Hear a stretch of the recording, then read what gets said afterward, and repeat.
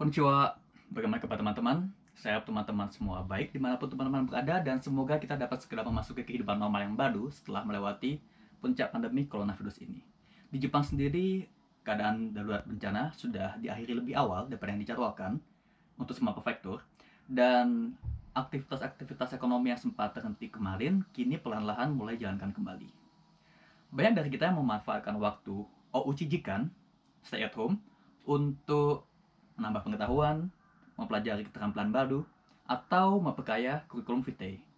Sebagian dari teman-teman mungkin ada pula yang sedang mengikuti pendidikan jarak jauh, misalnya kelas online yang diadakan dari perguruan tinggi jika teman-teman sedang kuliah. Dan kali ini saya hendak berbicara mengenai salah satu mode pendidikan jarak jauh tersebut, yaitu MOOC. Apa itu MOOC? MOOC adalah singkatan dari Massive Open Online Course. Jika diterjemahkan ke dalam bahasa Indonesia, kira-kira akan menjadi kelas daring yang terbuka dan masif. MOOC, namanya lucu ya. Ada yang bilang nama MOOC terdengar seperti suara sapi yang sedang mengalami gangguan atau kesulitan bicara. Dan saya pribadi juga lebih suka menyebut menggunakan istilah MOOC sesuai dengan ejaannya. Ya, karena kebanyakan orang pakai istilah MOOC, saat ini mari kita gunakan istilah MOOC. Oke, sesuai namanya, keunikan MOOC dibandingkan dengan jenis pendidikan jarak jauh lainnya adalah MOOC sifatnya terbuka. Pada prinsipnya, siapa saja bisa mengakses via internet. Dan jumlah partisipan tidak dibatasi. Ini berbeda dengan gaya pendidikan tradisional, misalnya di kampus, yang kelasnya hanya boleh diikuti oleh pelajar-pelajar yang sudah memenuhi persyaratan-persyaratan tertentu. Dan terkadang karena keterbatasan sumber daya, jumlah peserta dalam satu kelas itu dibatasi. Mungkin teman-teman yang sudah kuliah pernah tidak diterima dalam suatu kelas karena peminat kelas tersebut banyak sekali dan teman-teman tidak memenangkan undian untuk dapat mengikuti kelas tersebut. Ya, terkadang ditolak dari kelas rasanya lebih sakit daripada ditolak gebetan. Nah, berkat kemajuan teknologi, keterbatasan yang satu ini bisa kita atasi. Siapa saja yang berminat mengambil kelas MOOC bisa bergabung, dan bahkan kelas itu bisa dibuka untuk masyarakat umum. Jadi misalnya MOOC yang diadakan oleh Keio University bisa diakses oleh tidak hanya anak Keio, tetapi juga siapa saja yang berminat. Sedikit sejarah tentang MOOC. MOOC berevolusi dari bentuk pendidikan jarak jauh sebelumnya yang sudah ada sejak beberapa dekade yang lalu, dan tahun 2012 menjadi The Year of the MOOC, tahun MOOC. Karena banyak penyedia MOOC yang lahir, yang didirikan pada tahun tersebut. Misalnya Coursera yang didirikan oleh profesor dari Stanford University, Amerika Serikat. Kemudian ada edX yang diinisiasi oleh dua rival besar perguruan tinggi di Massachusetts, yaitu MIT dan Harvard University. Dan kemudian ada juga FutureLearn, perusahaan yang salah satu pemiliknya adalah di Open University di Inggris. Keio University bergabung dengan FutureLearn dan sejauh ini kami menyediakan 7 MOOC, 5 kelas tentang kesenian dan kebudayaan Jepang, kemudian 1 kelas komputer kuantum, dan 1 kelas yang berhubungan dengan gerontologi. Kemudian, apa keuntungan mengikuti MOOC? Pertama, seperti beberapa tipe kelas daring lain, MOOC bersifat on demand, sehingga kita dapat belajar kapanpun, dimanapun, sesuai dengan jadwal yang cocok bagi kita masing-masing. Hal ini penting, karena MOOC ditujukan untuk semua orang di muka bumi ini. Dan jika pembelajaran diadakan secara real time, mungkin perbedaan waktu akan menjadi hambatan. Misalnya jika instruktur berlokasi di Jepang dan kelas diadakan pagi hari, peserta dari Inggris harus begadang tengah malam untuk dapat mengikuti kelas tersebut. Dan gaya pembelajaran seperti MOOC yang on demand ini juga sangat membantu, terlebih di situasi seperti pandemi kemarin. Kedua, MOOC adalah referensi yang kredibel. Kita sebagai milenial atau generasi Z, tergantung tahun berapa teman-teman lahir, punya kecenderungan untuk belajar dan mencari referensi apapun dari internet. Namun, tidak seperti buku, informasi di internet dapat dibuat oleh siapa saja tanpa perlu klarifikasi pihak ketiga.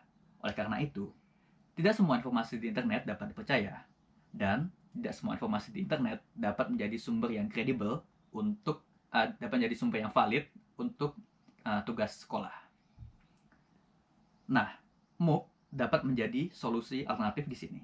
Konten-konten MOOC disediakan oleh perguruan tinggi, dan karena perguruan tinggi adalah lembaga akademik, referensi yang ada di dalam MOOC adalah referensi yang saintifik, ilmiah, dan juga kredibel.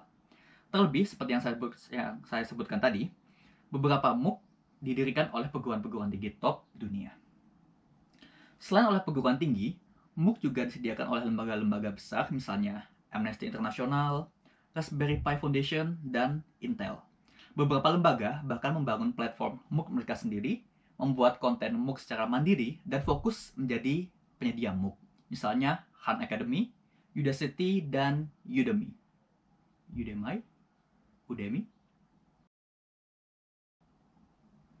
Kemudian ada juga kesempatan untuk mendapatkan sertifikat setelah menyelesaikan kelas. Sertifikat ini dapat disertakan ke dalam profil LinkedIn dan bisa juga disertakan dalam kurikulum vitae. Misalnya untuk melamar kerja dan daftar kuliah. Saya dulu juga mendaftar ke Giga Program ke University menggunakan sertifikat-sertifikat MOOC. Dan waktu saya mendaftar SNMPTN dulu, seingat saya juga ada kolom untuk menyertakan dokumen-dokumen tambahan. Dan saya rasa kolom tersebut dapat digunakan juga untuk menyertakan sertifikat MOOC. Memang idealnya mengambil kelas MOOC dimulai sejak SMA, menurut saya. Pasti bakal keren banget kalau teman-teman yang masih duduk di bangku SMA sudah mendapatkan sertifikat dari misalnya Yale University, University of Chicago, National University of Singapore, Seoul National University, kemudian Google, Amazon, Cisco, dan lain-lain. Apalagi koneksi internet zaman sekarang semakin terjangkau. Kalau saya sih dulu waktu SMA belum ada wifi di kos-kosan saya ya. Oh ya, dan ini juga berkaitan dengan keuntungan keempat MOOC. Mengingat banyaknya MOOC yang disediakan oleh perguruan tinggi, teman-teman yang sedang duduk di bangku SMA ya, teman-teman yang sedang duduk di bangku SMA bisa menggunakan kesempatan ini untuk merasakan bagaimana rasanya mengambil kelas di bangku kuliah. Karena level kelas-kelas yang disediakan di MOOC umumnya adalah level kuliah. Dan teman-teman bisa juga menggunakan kesempatan ini untuk mencoba suatu jurusan tertentu. Misalnya teman-teman yang sedang di SMA sekarang minat untuk mengambil jurusan psikologi nanti saat kuliah, dan teman-teman bisa mengambil beberapa kelas MOOC yang berhubungan dengan psikologi. Kemudian mengevaluasi apakah teman-teman cocok di jurusan ini atau tidak. Kalau masalah pacar, kita nggak bisa coba-coba kayak gini kan. Dulu di SMA, sebelum kuota internet HP saya habis, saya juga sempat mengikuti MOOC tentang filsafat dari MIT. Menarik menurut saya karena di perguruan tinggi teknologi ada kelas filsafat, dan ini menggambarkan betapa pentingnya pendidikan interdisiplin. Kemudian, saya pribadi mengklasifikasi MOOC menjadi dua. Yang pertama adalah MOOC dasar. Ciri-cirinya adalah level pelajarannya bisa diikuti oleh siapa saja yang minimal sedang menempuh pendidikan SMA, dan kemudian durasinya singkat, biasanya 3-6 minggu kira-kira. Dan yang kedua adalah MOOC lanjutan, yang ciri-cirinya level materinya mendalam, durasinya lebih panjang, biasanya lebih dari 6 minggu, dan tak jarang juga kredit eligible. Yang dimaksud dari kredit eligible adalah kredit atau SKS, sistem kredit satuan kalau tidak salah, kredit atau SKS dari perguruan tinggi yang mengadakan MOOC ini bisa ditransfer ke perguruan tinggi tempat teman-teman sedang kuliah. Beberapa perguruan tinggi bahkan menyediakan program S1 dan S2 full via MOOC. Jadi kalau teman-teman minat dapat gelar S1 atau S2 sarjana atau master via MOOC, silakan dipertimbangkan. Dan bagaimana dengan biaya MOOC? Kebanyakan MOOC gratis untuk diikuti, dan jika teman-teman menyelesaikan MOOC tersebut, teman-teman bisa membayar untuk dapat sertifikatnya. Misalnya MOOC ini, saya mendaftar gratis dan materinya juga dapat diakses secara gratis. Dan untuk pendaftaran sertifikatnya sendiri, waktu itu ada deadline, batas akhir pendaftaran. Jadi waktu saya mendaftar sertifikat MOOC ini saat itu saya sudah menyelesaikan sekitar 60% dari materi yang ada.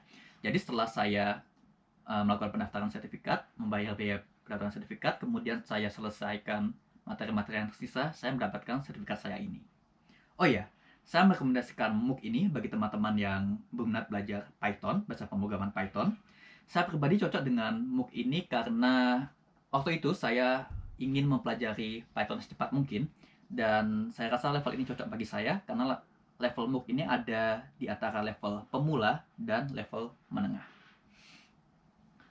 Selain itu, ada juga MOOC yang memberikan masa percobaan, trial, selama beberapa minggu. Jika setelah mencoba beberapa minggu dan teman-teman merasa tertarik, cocok, teman-teman bisa membayar untuk melanjutkan pembelajaran. Dan ada pula MOOC yang semuanya serba dibayar di awal. Biasanya yang ini adalah MOOC yang lanjutan, MOOC yang profesional. Sesekali ada juga promo di beberapa platform penyedia MOOC. Misalnya di 2017 British Council